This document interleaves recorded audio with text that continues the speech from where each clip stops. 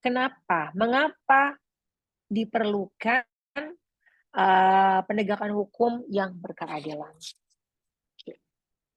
Nah, ini ada beberapa pertanyaan ya. Ini muncul di materi tentang penegakan hukum di Indonesia. Kita baca sama-sama dan nanti saya kasih kesempatan kalau ada teman-teman yang mau berpendapat atau beropini atau menjawab pertanyaan kritis ini.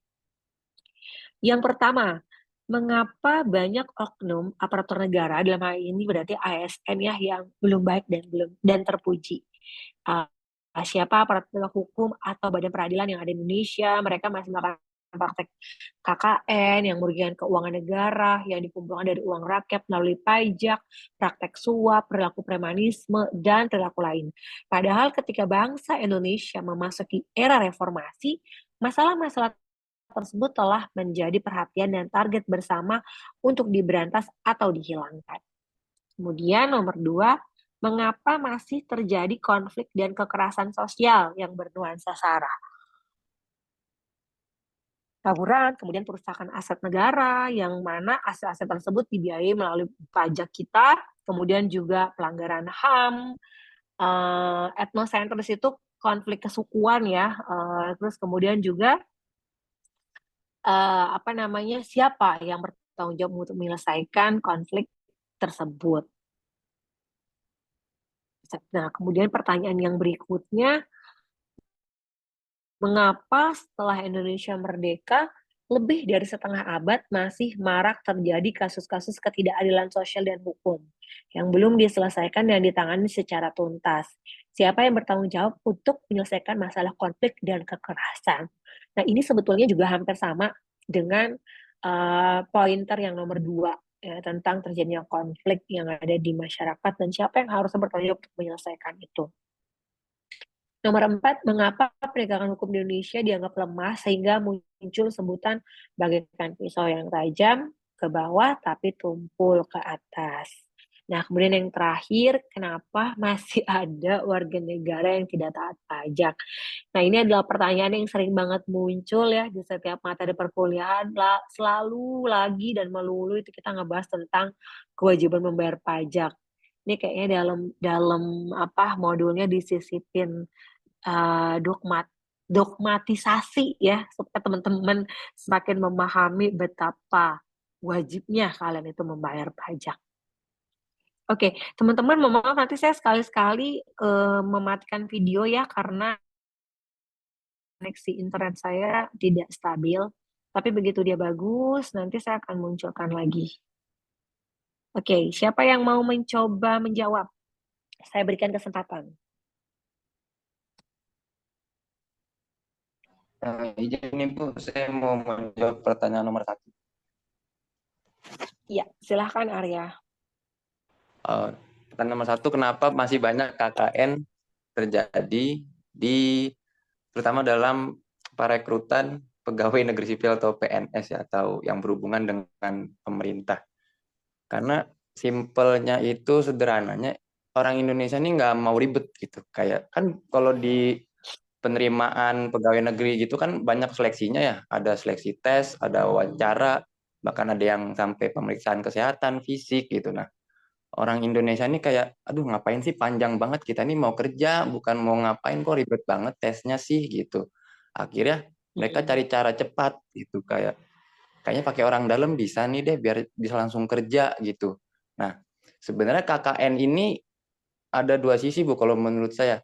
Kalau memang orangnya itu kompeten di bidangnya, dia ahli, itu nggak apa-apa pakai orang dalam gitu buat mengamankan posisinya. Asalkan dia memenuhi kriteria pegawai yang dibutuhkan gitu. Kayak misalnya dibutuhkan tenaga ahli IT, tapi dia memang pakarnya di IT, ya udah nggak apa-apa gitu, dia pakai orang dalam. Tapi kalau misalnya dibutuhin tenaga ahli IT, tapi yang masuk malah uh, sarjana bahasa Inggris misalkan, nggak nyambung gitu. Tapi karena dia punya orang dalam, akhirnya bisa masuk. Kan itu Bu yang jadi masalah gitu, yang akhirnya KKN sampai sekarang nih belum bisa terentaskan. Terus juga karena ujung-ujungnya duit Bu, pasti kan ada oknum-oknum dari dalam pemerintah yang nawarin bisa nih, bisa masuk nih, asalkan nyiapin duit sekian ratus juta, sekian puluh juta gitu. Jadi malah dijadiin ladang bisnis gitu, Bu. Jadi nggak bakal bisa hilang gitu sampai kapanpun. Mungkin dikurangin bisa, tapi benar-benar hilang nggak bisa, Bu.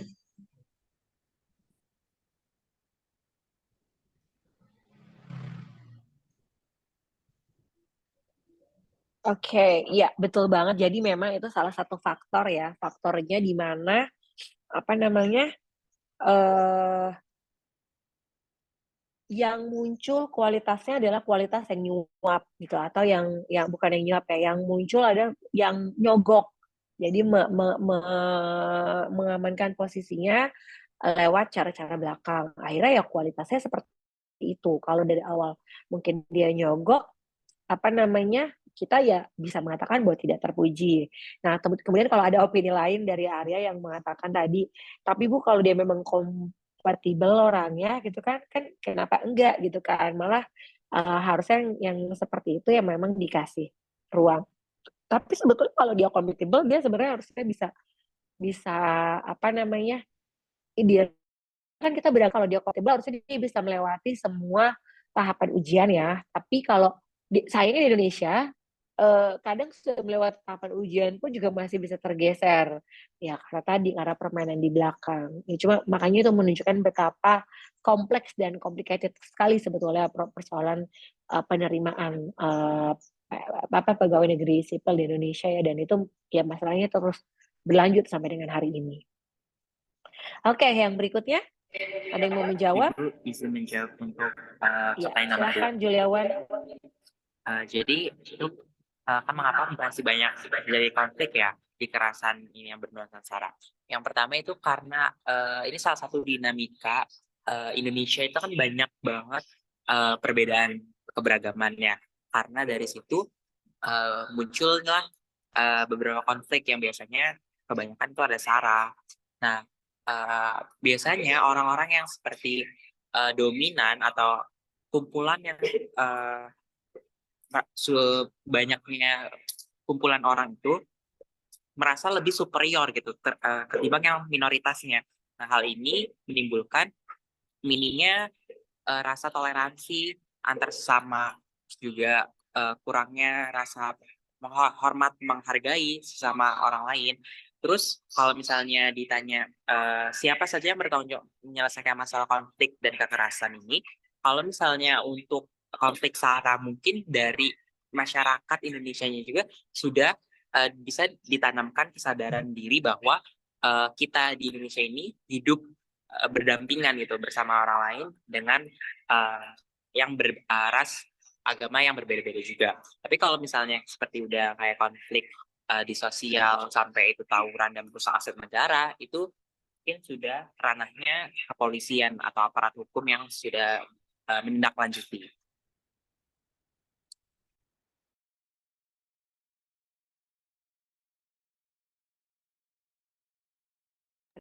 Sorry, saya masih di mute.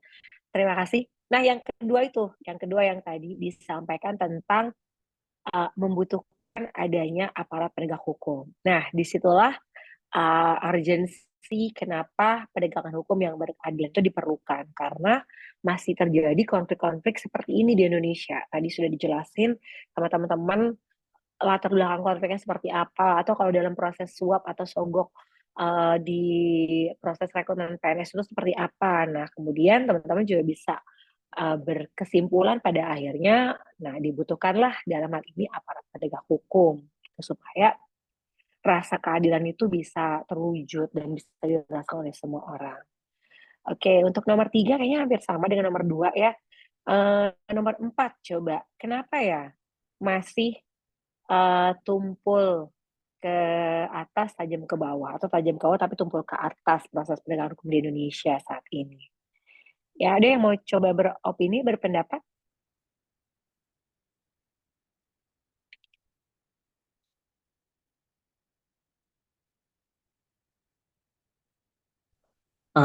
Izin Ibu.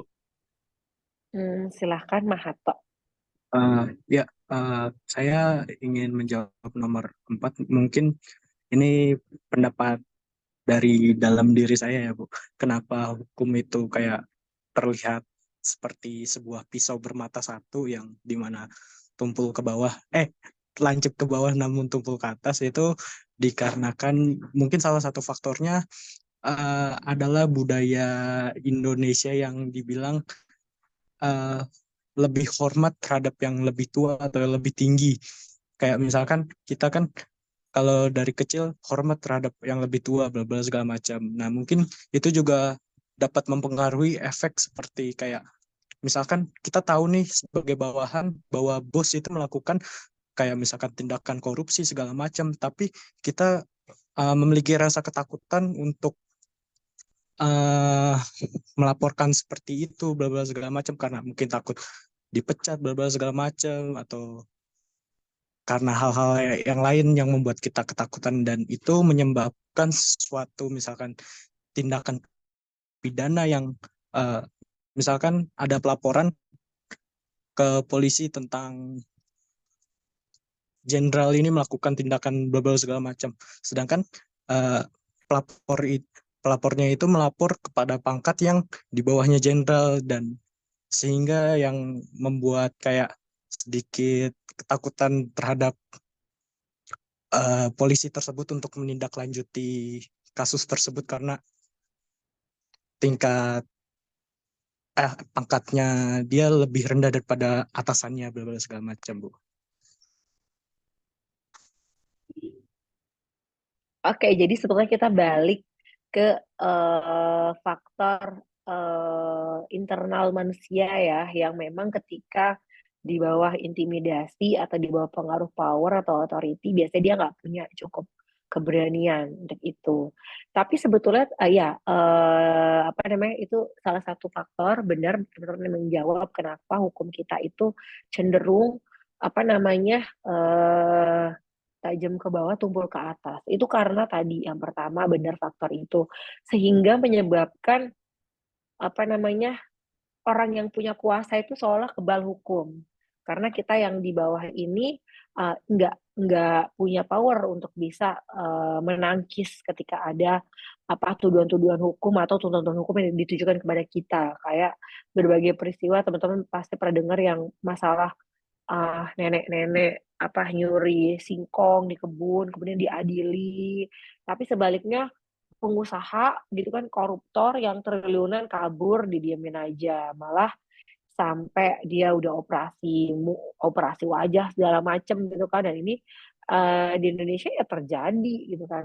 se, se kan kalau kita tanya masa iya kepolisian kita tidak punya kekuatan untuk menangkap itu atau tidak punya kapabilitas sama sekali untuk bisa menangkap koruptor gitu kan ya, tapi ya problemnya itu karena makin banyak duitnya makin banyak juga kuasanya, makin susah lah dia untuk disentuh oleh hukum gitu. Jadi memang ya yang terjadi seperti itu ya, yang terjadi saat ini seperti itu teman-teman, tapi tentu saja tidak lagi-lagi menutup optimisme kita bahwa penegakan hukum itu harus tetap diwujudkan.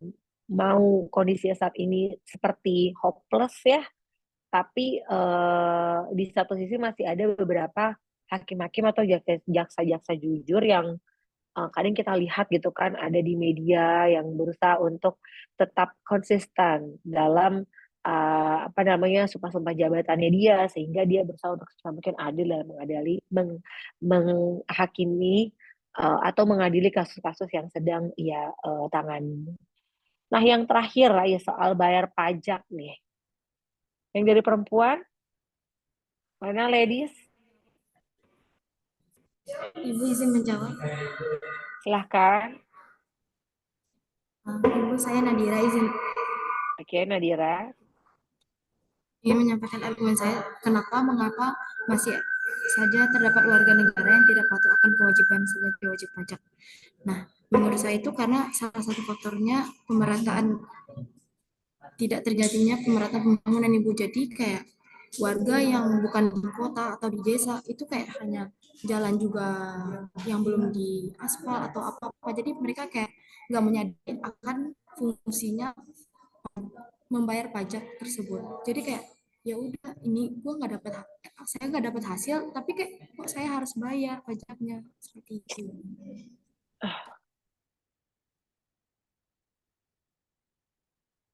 Oke, jadi yang pertama karena minimnya wawasan ya, minimnya pengetahuan juga, karena memang dia nggak tahu, oh ternyata kalau saya bayar pajak itu nanti dipakai lagi untuk bangun jembatan di kampung saya misalnya.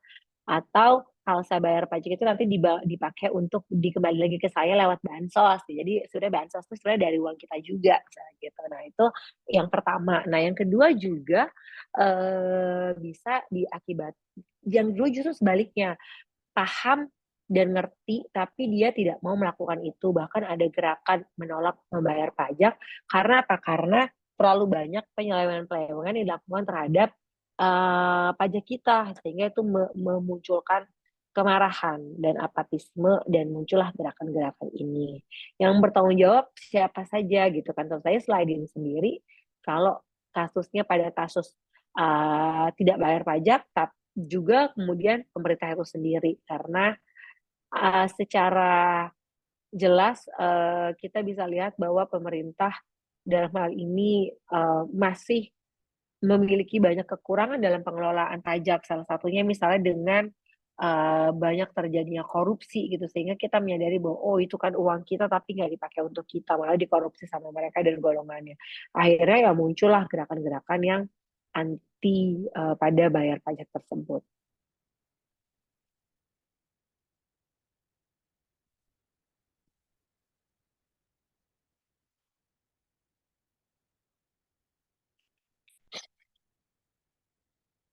Oke, yang berikutnya sumber historis, sosiologis, politis tentang penegakan hukum. Sebetulnya ini nggak terlalu banyak dibahas ya dalam referensi perkuliahan teman-teman. Jadi kalau kita bicara soal hukum di Indonesia itu secara jenis itu ada dua pembagian besar hukum yaitu hukum private dan hukum publik. Nah, hukum publik ini terkait dengan urusan manusia dengan sesama manusia dalam hal ini tapi tidak melibatkan aspek eksternal. Misalnya kalau kamu jual beli rumah ada hukumnya tapi kan kamu nggak perlu memerlukan pengadilan untuk melakukan itu gitu kan. Kamu bisa melakukan itu ya udah lakuin aja jual beli itu berdua. Nanti apa namanya yang penting kamu memenuhi syarat dengan ada AJB, kemudian ada apa namanya ditandatangani dan bermaterai, jadi itu sudah selesai. Nah, beda dengan dalam hal ini adalah hukum publik, yang mana contohnya adalah kejahatan kriminal misalnya. Dalam hal ini, ketika ada kejahatan yang dilakukan oleh si A terhadap si B, tentu saja penanggulangannya harus lewat yang apa ya namanya tuh faktor ketiga atau orang lain. Nah, itu sehingga kemudian menjadi hukum publik karena persoalan tidak diketahui oleh hanya mereka berdua, tapi juga diketahui oleh masyarakat umum.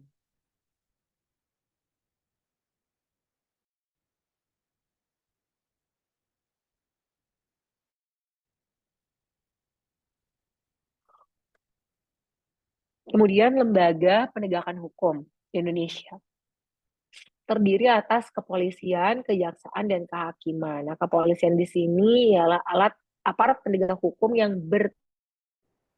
bertugas memiliki tugas utama memelihara keamanan dan ketertiban di dalam negeri. Oke, internet saya lagi-lagi nih unstabil. Jadi teman-teman nanti kalau saya keluar atau nge-freeze, teman-teman ini ya apa namanya ditunggu aja sebentar. Nah, dalam hal ini kalau misalnya teman-teman seringnya kita berdebat dalam dunia maya itu apa namanya kalau kita mengkritik pemerintah tuh tiba-tiba kita diserang sama buzzer. Emangnya lo udah ngasih apa gitu kan misalnya apa pemerintah atau kalau kita ngerti polisi lagi-lagi kita ditanya kebanyakan nuntut padahal seperti halnya apa lembaga penegakan hukum itu polisi yang bertanggung jawab untuk tadi menertibkan dan menjaga keamanan artinya kalau ada barang kita dicuri ya kita lapor ke polisi kalau ada rumah kita yang dirampok ya kita lapor ke polisi dan polisi wajib untuk mencari perampoknya walaupun selalu kita dihadapkan dengan sebuah kenyataan ya udahlah barangnya sih udah nggak ada gitu biarin aja hilang misal. Nah kemudian lembaga penegakan hukum berikutnya adalah kejaksaan. Jaksa adalah pejabat fungsional yang diberi wewenang oleh undang-undang untuk bertindak sebagai penuntut umum. Dan yang terakhir adalah kuasa penegakan hukum lewat lembaga kehakiman yaitu suatu lembaga yang diberi kekuasaan untuk mengadili Adapun hakim adalah prajurit peradilan negara yang diberi wewenang oleh undang-undang untuk mengadili tersebut. Ya, teman-teman bisa baca tentang lembaga peradilan negara. Lagi-lagi ini saya nggak perlu jelasin karena kita nggak yang going deeper into the analysis. Jadi teman-teman yang penting memahami aja definisi dan pengertiannya sehingga bisa tahu perbedaannya. Apa sih bedanya peradilan militer sama peradilan tata usaha sampai PT UE, terus nanti bedanya lagi sama pengadilan negeri gitu kan. Nah, ini yang pertama ya ini. Ada peradilan agama, yaitu peradilan yang bertugas dan berwenang memeriksa perkara-perkara di tingkat pertama antara orang-orang yang beragama, misalnya urusan perkawinan, urusan wasiat, warisan, dan lain sebagainya. Kemudian kalau peradilan militer itu mengadili perkara pidana yang dilakukan oleh militer, tentu saja oleh militer ya. Dan kalau peradilan tata usaha yaitu bertugas untuk mengadili perkara atas perbuatan melawan hukum yang dilakukan oleh pegawai tata usaha negara atau oleh para pegawai negeri tersebut. Nah, teman-teman bisa lihat di sini perbedaan antara peradilan negeri, peradilan tinggi, peradilan tingkat kasasi, dan penasihat hukum. Bisa dibaca di screen-nya.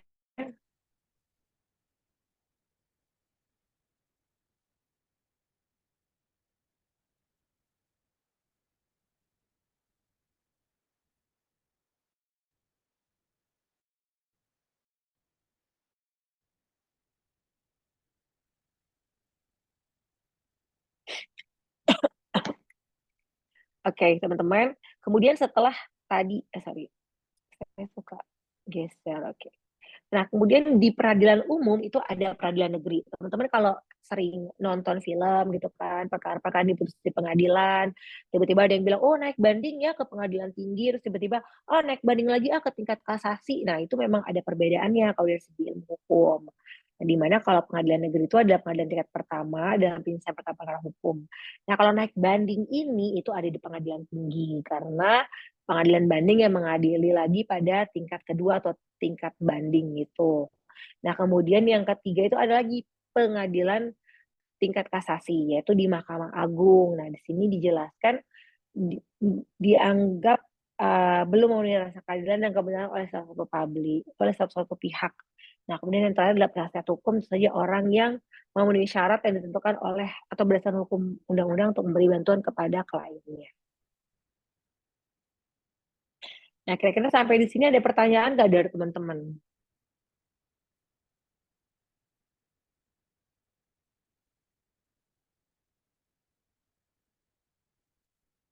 Cukup jelas Ibu. Oke, sudah cukup jelas ya. Saya coba untuk pindah dulu ya, coba ke tethering HP. Tapi nanti saya keluar nggak nih?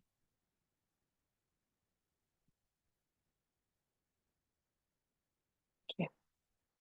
Argumen tentang dinamika dan tantangan penegakan hukum yang berkeadilan. Nah, teman-teman bisa dibaca di sini kalau kita merefer kepada modul editi, di situ dijelaskan bahwa dalam beberapa kasus, masyarakat dihadapkan pada ketidakpastian hukum. Rasa keadilan pun belum sesuai dengan harapan. Sebagian masyarakat bahkan merasakan bahwa aparat penegak hukum sering memperlakukan hukum bagaikan pisau yang tajam ke bawah tapi tumpul ke atas. Tadi kita udah ngebahas soal ini ya. Terus kemudian apabila terjadi terus-menerus, maka bukan tidak mungkin akan terjadi revolusi di dunia hukum. Esensi dan urgensi penegakan hukum yang berkeadilan di Indonesia. Teman-teman bisa baca di sini, ini adalah kasus, kalau tadi saya sempat ngomong soal kasus nenek yang mencuri singkong, nah ini juga dulu di 2011, around 2011 ada kasus sendal jepit. Jadi ada anak kecil yang mencuri sendal jepitnya bapak-bapak polisi yang kebetulan mereka punya jabatan gitu kan, bagus gitu kan. Nah, kemudian itu dikasuskan dan ada tuntutan hukuman penjara segala macam dan itu rame gitu kan sampai disoroti oleh media asing. Jadi teman-teman bisa lihat lagi dari sumber kita. Nah, di sini dituliskan kehadiran dan penegakan hukum sangat penting untuk mencegah kekacauan dalam masyarakat. Indonesia sebagai negara modern dengan sistem demokrasi konstitusional perlu menjaga kepastian hukum dan upaya penegakan hukum yang terus-menerus. Nah, di situ teman-teman kalau kita tarik dari awal sampai dengan terakhir, kenapa penegakan hukum berkeadilan itu penting. Yang pertama, karena tadi bahwa secara filosofisnya manusia itu punya sifat buruk. Kemudian di satu sisi, tapi mereka punya kesadaran juga untuk diatur, sehingga di mana ada masyarakat di sanalah akan ada hukum, demi mengantisipasi atau meredam kemungkinan dari sifat jahat manusia itu akan mungkin berkembang dan muncul. Nah, kemudian juga banyak sekali problematika yang muncul karena problematika yang ada di masyarakat yang itu juga menuntut lagi-lagi ditegakkannya hukum yang berkeadilan. Nah, kemudian juga sampai dengan terakhir kita melihat banyak sekali fenomena yang menunjukkan betapa penegakan hukum di Indonesia itu sebetulnya belum berjalan maksimal, bahkan bisa dibilang masih bisa dikatakan buruk ya teman-teman, karena fakta atau cerita tentang anak kecil yang sampai dituntut hukuman penjara misalnya itu sudah memperlihatkan wajah penegakan hukum di Indonesia gitu. Ternyata benar-benar tajam ke bawah tapi tumpul ke atas. Dalam artian kalau itu terjadi pada rakyat kecil, benar-benar berusaha untuk bagaimana bisa ditegakkan hukum itu. Mau itu anak umur berapa tetap di penjara, mau nenek-nenek yang besok nggak bisa makan karena dia mencuri singkong, lagi-lagi dia tetap harus di penjara. Nah, itulah kondisi yang akhirnya menuntut penegakan hukum yang berkeadilan itu harus terus dilakukan dan diupayakan. Oke, sampai di sini ada pertanyaan?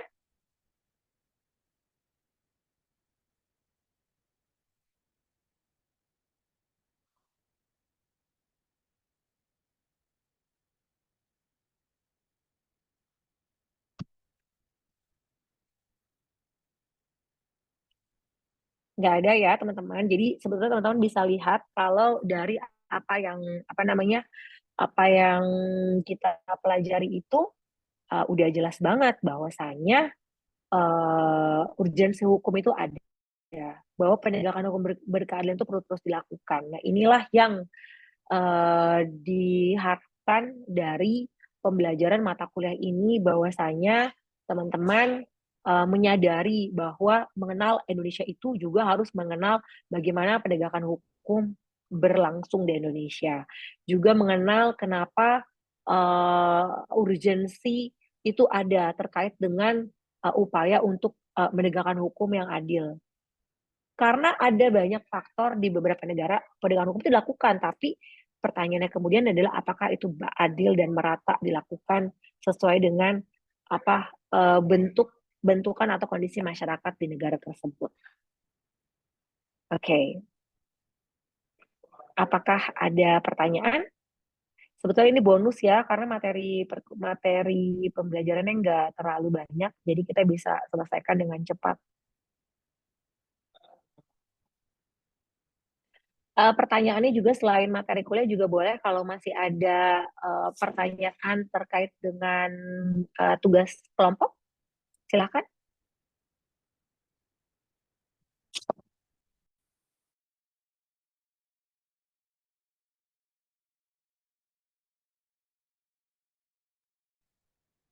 Sekali lagi ada pertanyaan teman-teman? Izin bertanya Ibu. Ya, silakan Arya. Tadi kan di awal sudah dijelaskan bahwa manusia itu memiliki sifat serigala di dalam dirinya yang sewaktu-waktu bisa muncul karena faktor dari luar gitu, dari eksternal ataupun dari dalam dirinya sendiri. Nah, yang jadi pertanyaan itu kan kayak kadang ada orang nih sifat serigalanya nih nggak muncul gitu, atau bahkan nggak ada, tapi karena masuk ke lingkungan yang kurang baik akhirnya dia muncul. Contohnya kayak misalnya sering terjadi di Indonesia itu kayak awalnya rakyat biasa aja nih gitu, adem, tiba-tiba pemerintah bikin kebijakan yang kontroversi, akhirnya rakyat langsung muncul kan sifat serigalanya, demo apa anarkis, marah-marah gitu kan. Nah, tapi pemerintah ini kadang ngerasa nggak merasa bersalah gitu, akhirnya menggunakan aparatur hukum ya kayak kepolisian untuk istilahnya memukul dalam tanda kutip supaya rakyat ini diem gitu, nggak meredam sifat serigalanya, padahal rakyat juga kayak gitu ya karena kebijakan pemerintahnya gitu. Jadi kayak lingkaran setan gitu Bu. Jadi saling apa ya? Ya pemerintah ngerasa nggak bersalah, rakyat juga merasa terintimidasi, terus aparat hukum juga cuman menjalankan tugasnya. Nah itu ada solusinya nggak sih Bu? Jadi jangan supaya saling introspeksi gitu kayaknya kebijakan yang saya buat salah deh, makanya rakyat begini gitu. Ada nggak sih Bu kayak solusinya gitu supaya nggak terjadi terus menerus gitu anarkisme atau tindakan-tindakan yang ya kriminal gitu Bu? Tadi sebetulnya udah terjawab juga ya sama Arya juga bahwa uh, yang tadi saya sempat kutip dari Bang Nafi itu loh, bahwasanya memang bukan hanya karena niat, tapi juga bisa karena kesempatan. Nah, terus kemudian sometimes tindakan anarkisme itu juga terjadi, tersulut, ya karena kemarahan rakyat yang sudah tidak terbendung. Misalnya regulasi yang sejak awal ditolak, tapi kemudian tetap disahkan oleh anggota DPR.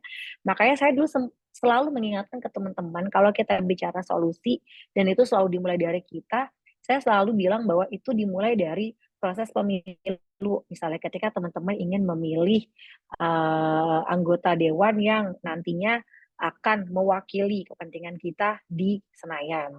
Kenapa dari awal kita perlu belajar tentang latar belakang, background mereka, karena nantinya mereka yang akan menentukan regulasi itu. Mereka yang nanti akan merumuskan kebijakan-kebijakan yang berkaitan dengan hidup kita ke depan. Nah, kalau itu sudah, kalau saya selalu mengatakan bahwa solusinya harus dimulai dari situ dulu yang paling kecil, karena kalau udah masuk ke Senayan itu sendiri, ke institusinya itu sendiri, itu nanti persoalannya akan jauh lebih kompleks lagi. Tapi setidaknya dari sejak awal kita sudah berusaha untuk meminimalisir kemungkinan serigala-serigala itu muncul dengan cara yaitu memilih yang paling qualified dan sesuai dengan nilai-nilai atau norma-norma yang kita yakini. Nah, kalau solusi lain sebenarnya nggak ada ya, karena it is too much complicated. Seberapa banyak pun ilmuwan, scholar itu merekomendasikan, harusnya semua dimulai dengan pemilihan anggota dewan yang memang capable dan mumpuni dengan begitu banyak kualifikasi yang harus bisa dipenuhi, sehingga nanti ketika dia maju mewakili kita membuat regulasi, dia tidak akan membuat regulasi yang semena-mena. Begitu juga dengan fungsi dan peran partai yang seharusnya itu berjalan untuk keperluan rakyat, untuk kepentingan rakyat, tapi ternyata berjalan berbasis pada kepentingan golongan atau kelompok oligarki gitu. Jadi itu yang tadi Arya katakan itu seperti lingkaran setan yang saling nyambung menyambung.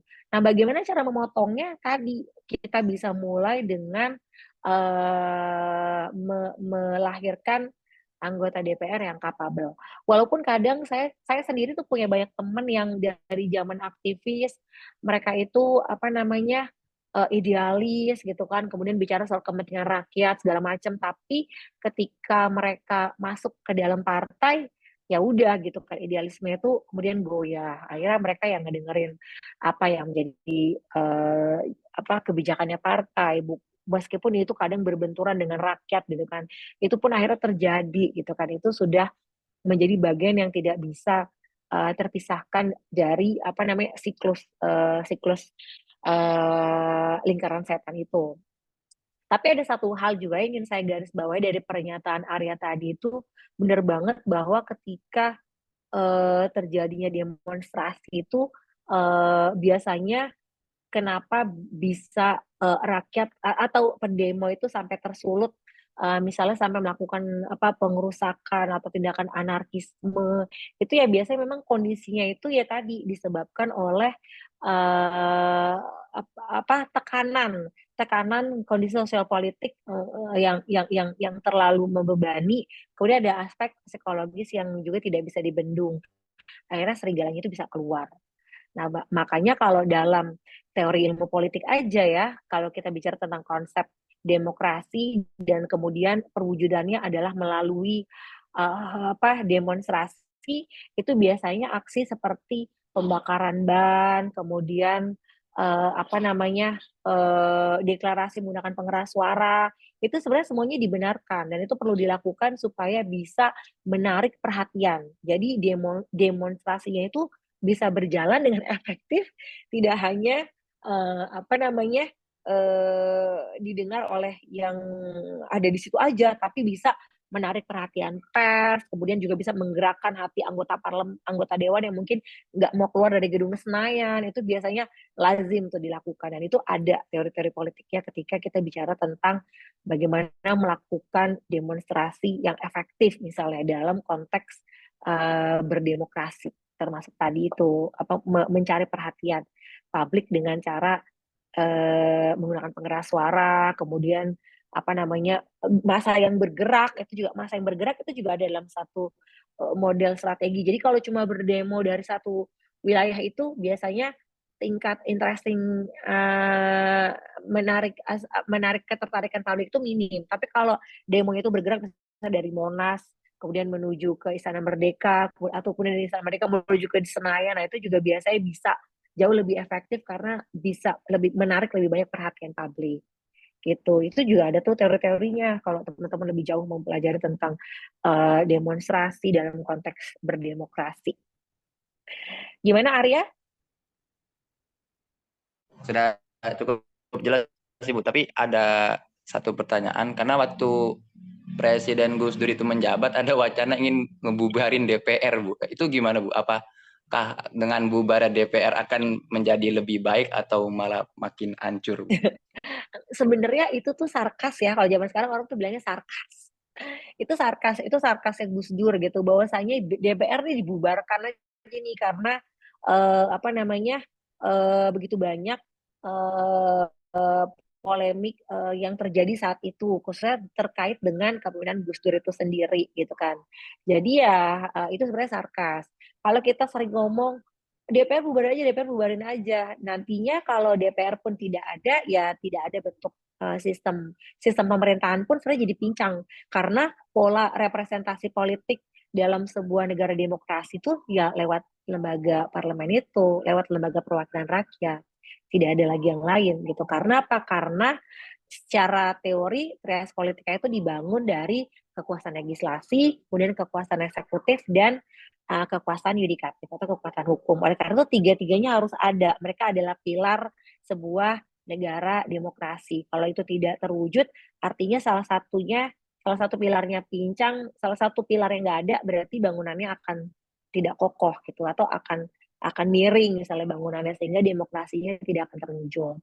Jadi pembubaran DPR yang dimaksud itu ya karena banyak yang nggak becus dan segala macam, tapi secara institusi politik DPR itu sebagai sebuah lembaga legislatif itu harus dan wajib untuk ada dalam konteks sebuah negara demokrasi. Paham ya Arya dan kawan-kawan yang lain? Tapi Bu, kalau ada perbedaan antara DPR-nya, parlemennya di Inggris sama Indonesia tuh. Kadang kalau lihat di TikTok gitu ya, kayak parlemen di Inggris tuh tektokannya debatnya tuh sampai mantep gitu loh Bu, sampai panas banget, terus duduknya tuh kayak rapet-rapet gitu Bu. Sedangkan di Indonesia tuh kayak lagi nonton bioskop Bu, jauh-jauh banget gitu. Terus jadinya kan mungkin aspirasi rakyat nggak kesampaian gitu karena saking gedenya gedungnya itu. Tapi bukan masalah gedung, tapi lebih ke apa ya, penyampaian argumentasinya terus tektokannya tuh beda banget sama di Inggris gitu. Ya itu kan akhirnya menentukan wajah dan kualitas anggota dewan kita kan. Oke. Masih ada yang lain pertanyaannya? Ibu izin bertanya, Ya silakan. sebenarnya ini luar dari materi pembelajaran kita sih Bu. Jadi kan saya dapat kabar beberapa hari ini kan ada demo gitu ya Bu, yang di depan KPU, di depan DPR gitu. Terus di situ tuh kayak mereka tuh pada demo buat yang turunin harga bahan pangan gitu-gitu Bu. Nah saya tuh mau tanya, apa setiap pergantian presiden itu tuh bakal demo-demo gini sih, apa harga pangan tuh selalu naik gitu nggak sih Bu? Apa emang karena sekarang aja atau gimana gitu Bu? Terima kasih. Oke, terima kasih. Sebetulnya kalau dalam ilmu ekonomi, apapun konstelasi politik yang terjadi itu pasti akan mempengaruhi perekonomian. Jadi kalau ada prosesi-prosesi besar seperti pemilu, itu biasanya terus bahkan pagelaran 17 Agustus misalnya itu biasanya akan berpengaruh terhadap ekonomi kita. Nah, apalagi kalau dalam konteks yang sekarang terjadi kan teman-teman pasti kalau ngeliat berita itu sudah paham ya, begitu banyak banget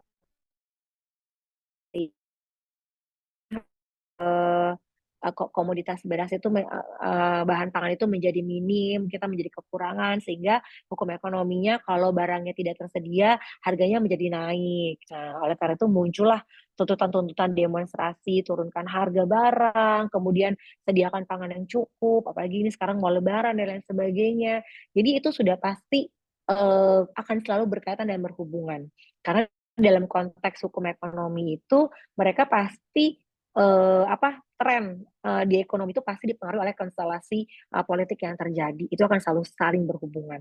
Jadi tidak hanya sebatas sepanjang election ya, di kasus-kasus lain juga kayak misalnya kayak mau lebaran pun harga barang biasanya naik tuh karena ada permintaan, ada banyak permintaan kan dari pasar yang tadinya mungkin beli pakaian itu setiap orang mungkin nggak beli pakaian setiap bulan, tapi ketika lebaran semua orang beli baju, akhirnya ya itu demand terhadap pakaian itu jadinya lebih banyak. Nah, itulah kesempatan untuk para pelaku ekonomi untuk menaikkan harga dan lain sebagainya.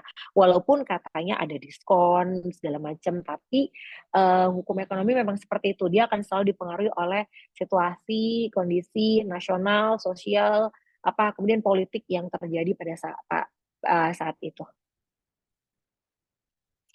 Gimana Raisa?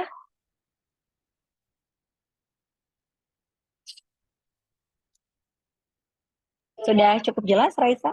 Ya Ibu, ada satu lagi mau nanya. Oke. Kan tadi Ibu ngejelasin kan kalau misalnya sih memang dari ekonomi sendiri itu berpengaruh gitu, mau ada hari besar, pengaruh politik gitu-gitu kan ya Bu. Nah, apa emang dari pengaruh politiknya? Itu kan misalnya nih harga barang-barang tuh naik karena permintaannya banyak. Itu dipengaruhi cuma sama yang tadi tuh hal-hal tadi. Nah, apa karena misalnya nih pengaruh politik ini tuh berpengaruh juga sama permintaan harga barang apa gimana Bu?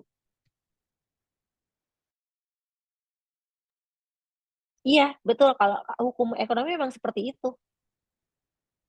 Permintaan itu pasti akan mempengaruhi harga. Itu hukum ekonomi dasar ya. Kalau nggak salah namanya teori Maslow itu.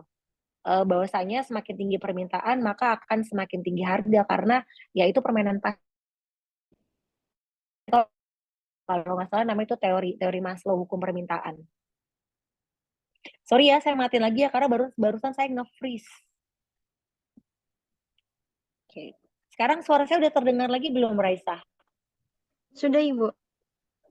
Oke, jadi itu jawabannya ya bahwa memang hukum ekonomi itu kalau teman-teman belajar, saya nggak tahu deh teman-teman mungkin nggak belajar kali pengantar ilmu ekonomi, tapi kalau saya di Sospol, di sosial humaniora itu belajar bahwasanya dasar hukum pasar itu adalah semakin tinggi permintaan ya biasanya akan ada kenaikan harga barang.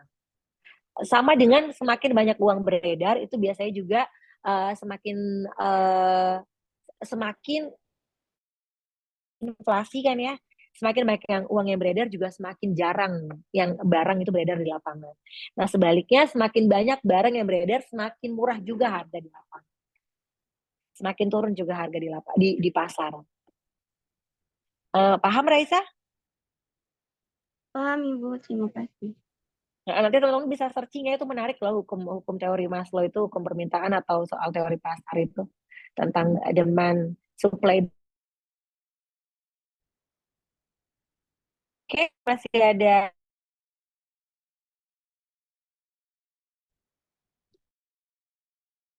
tapi bukan nanti kuliah pakarnya dilakukan secara online. Iya Ibu. Berarti kalau online kuliah gitu satu kelas terus satu screen ya.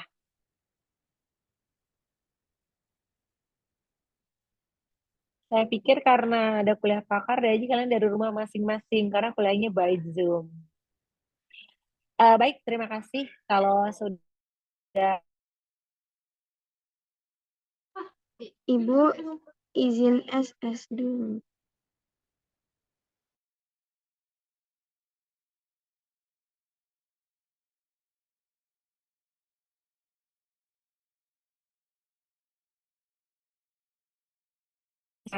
siang semuanya, selamat menjalankan ibadah puasa. Sampai bertemu lagi di pertemuan yang akan datang. Assalamualaikum warahmatullahi wabarakatuh.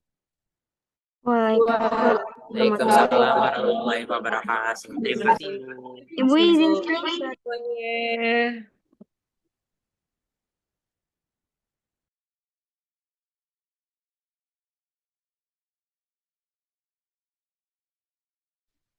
Terima kasih Raisa.